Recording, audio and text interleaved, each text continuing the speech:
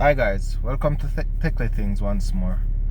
Now today I'm giving you a quick demonstration of how to find the oil level on your car.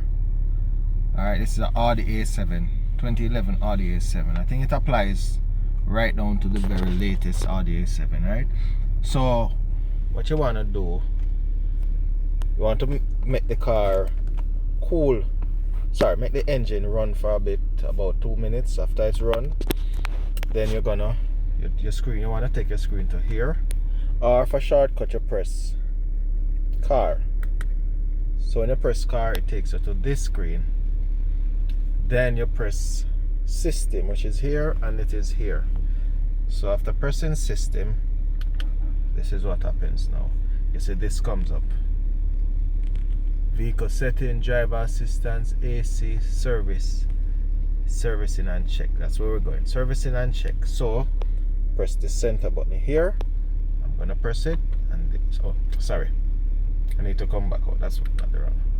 Right, so you go right down to here. You're gonna spin this, and if spin, so you're gonna spin this because its default is right here, vehicle settings. So you go down, servicing and check. I'm gonna press it, center button, press it like this, press, and you see tire pressure, oil level, servicing interval, and so for this purpose you want to go to oil level. So you click that and you press it there. Now for this car, the level is low, right? So I'm gonna do some oil change now. I just purchased the filters, which is the oil and the air filter. I'm gonna put in it. So this is how you check the level of the car. So you see I'm way below. So thanks for watching again, guys. This is Joe Quick from Techly Things. Peace out.